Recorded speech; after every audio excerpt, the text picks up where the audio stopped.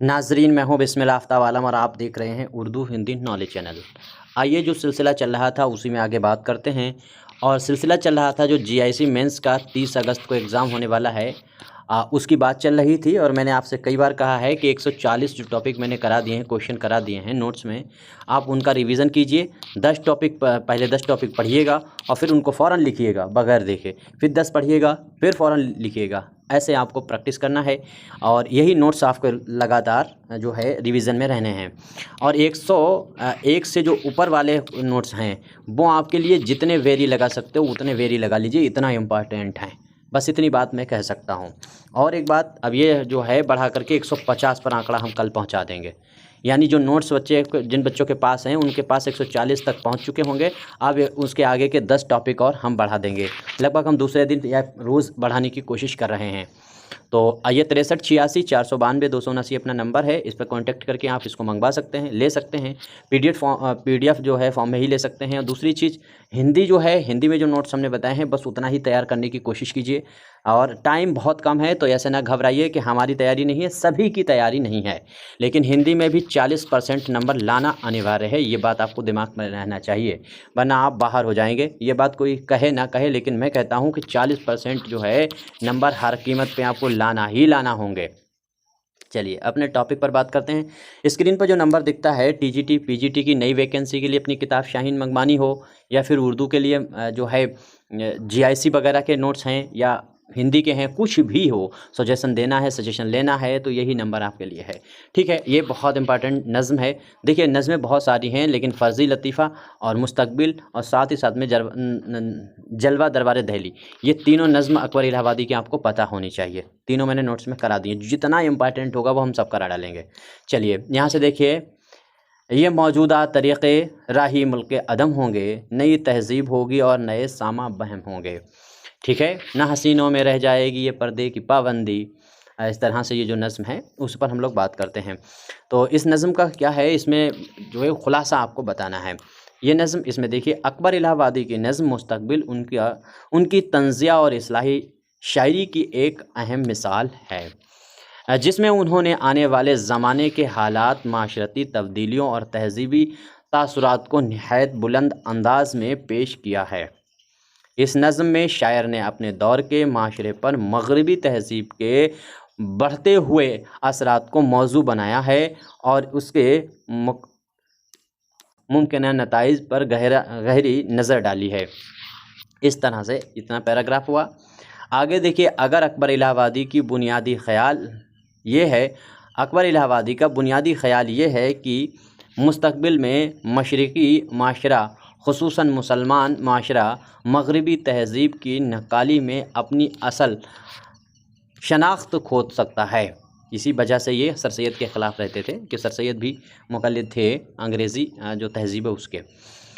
वो इस बात पर तशवीश का इजहार करते हैं कि जदीद तालीम, अंग्रेज़ी तहज़ीब और मग़रिबी तर्ज़ ज़िंदगी के असरात लोगों के अखलाक, रवायात और मजहबी अक़दार को कमज़ोर कर सकते हैं। शायर तंज़िया अंदाज़ में ये भी बताते हैं कि आने वाले दौर में लोग अपनी ज़बान, देखिए ये चीज़, ज़बान, लिबास, इसके और रहन सहन तलक बदल डालेंगे, यानी रहन सहन वगैरह सारी चीज़ बदल डालेंगे और अपने तहज़ीबी जड़ों से दूर हो जाएंगे। यहाँ पर और मौसीकी का लफ्ज़ जोड़ सकते थे, जैसे यहाँ पर लिबास आपने जोड़ा है तो मौसीकी का लफ्ज़ ज़रूर आपको जोड़ना चाहिए था, गायकी का लफ्ज़ जोड़ना चाहिए था, क्योंकि ये सारी चीज़ें इस नज़्म में आई हैं। ठीक है, मग़रिबी जो संगीत है उस पर भी बात की है। जुल्फ़ें जो हैं उनके जो नए नए स्टाइल, अंग्रेज़ी स्टाइल में लड़कियां जो बालों को अपना कटवाती है, उसकी भी बात कही है। तो वो सारी चीज़ें यहाँ पर ऐड कर सकते थे। आपका जैसा वक्त हो वैसा काम कीजिएगा।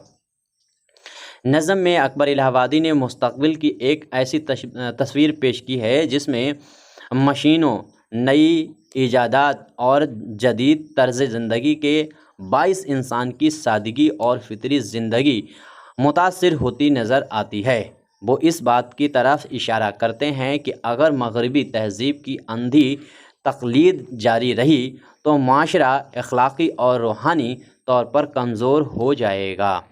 आगे अब अगर देखेंगे तो अकबर इलाहाबादी का अंदाज़े तंज़िया होने के बावजूद इस्लाही है। ये बात बहुत इंपॉर्टेंट है, तंज़िया है इसीलिए इस्लाही भी है। देखिए तंज़ करना भी बहुत बड़ी एक कला होती है। जो चीनी के रेट हैं वो 45 रुपये में चीनी बिक रही थी, उसका रेट बढ़ कर के 65 रुपये हो गया है। और इसी को जो है मैंने तंज़िया अंदाज़ में एक वीडियो बनाई थी जिस पर मैंने कटाक्ष किया था, कमेंट किया था, तंज़ किया था ये व्यवस्था पर। और उसको अंधभक्त जो हैं या जो है पढ़े लिखे भी कुछ कई ऐसे सांसद, मतलब एक सांसद ऐसा लड़की है, औरत, नाम हम नहीं लेंगे, और एक विधायक भी, सॉरी ये विधायक लड़की है और ये सांसद साहब जो हैं एक बुज़ुर्ग हैं। इन दोनों ने उसी बात को, आज 24 घंटे मेरी वीडियो नहीं हुआ, 2.5 लाख से ज़्यादा लोगों ने वो वीडियो देखी है टोटल, इंस्टा पे और साथ साथ में जो अपना दूसरा चैनल है।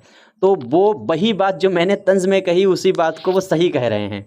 मैंने कहा चीनी का जो रेट इसलिए बढ़ गया है शुगर का, क्योंकि शुगर के मरीज़ बहुत ज़्यादा बढ़ रहे हैं। तब जब महंगी हो जाएगी चीनी तो लोग खाएंगे नहीं, और खाएंगे नहीं तो बीमारी से सुरक्षित रहेंगे।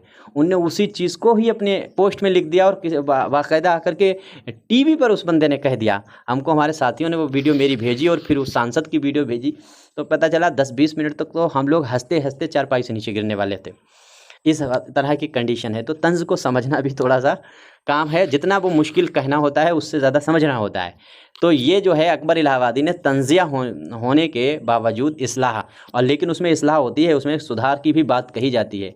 जैसे मैंने चीनी पर तंज़ किया है, लेकिन डायबिटीज़ के मरीज़ 13 करोड़ से ज़्यादा हर साल बढ़ते हैं, ये हमने कमेंट भी, मतलब उसका सजेशन भी बताया कि ये समस्या भी हैं, और समस्या में ही मैंने कटाक्ष किया है। तो यही चीज़ होती है तंज़ में।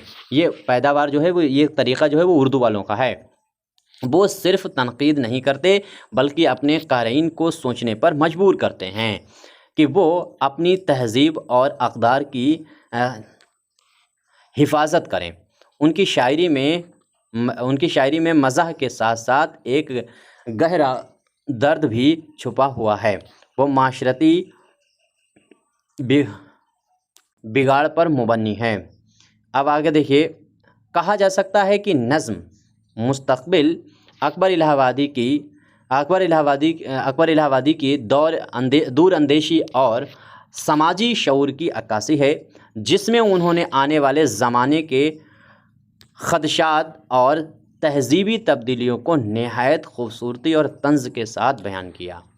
आखिर में झुंझलाकर वो जब समाज की नहीं इस्लाह कर पाते हैं, यानी समाज की इस्लाह जब नहीं कर पाते हैं, तो खुद से सवाल करते हैं। और क्या खुद से सवाल करते हैं? कहते हैं, तुम्हें इस इनक़लाबे दहर से क्या गम ऐ अकबर, तुम्हें इस इनक़लाबे दहर से क्या तुम्हें इस इनक़लाबे दहर से क्या गम है ऐ अकबर, बहुत नज़दीक है वो दिन कि तुम होगे न हम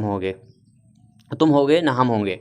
तो इस तरह से ये नज़्म कंप्लीट होती है। नज़्म का ख़ुलासा। अब अकबर इलाहाबादी की फ़र्ज़ी लतीफ़ा नज़्म है, ये हम लोग बाद में बात कर लेंगे, ठीक है। तो ये जो नंबर दिखता है, देखिए हमने जो नावल थे वो ख़ास जो नावल हैं वो आपको मालूम ही होते हैं, लेकिन आखिरी शब के हमसफ़र है या जो नावल फसाना आज़ाद है, उन पर मैंने जो नोट्स में करा दिया वही आपको पढ़ना है, या वीडियो मैंने बना दी है। देखिए 2 मैंने प्लेलिस्ट बना रखी हैं, एक उर्दू की प्लेलिस्ट बना रखी है, एक हिंदी की। उन प्लेलिस्ट में भी जा कर के वीडियो को बार-बार रिवीजन कर सकते हैं। बाकी आखिरी चारा तो यही है, सबसे अच्छा बेस्ट कि आपके पास नोट्स हैं उनका इस्तेमाल कीजिए। ये जो अपना नंबर है 6386 492 279 वाला, ये आपको यहाँ से दिखता है, इस पर कॉन्टैक्ट करके आप मंगा सकते हैं। हिंदी, उर्दू और अपनी किताब शाहीन या सजेशन दे सकते हैं, ले सकते हैं। आखिर में वीडियो अच्छी लगे तो लाइक कर सकते हैं, वरना डिसलाइक कर सकते हैं।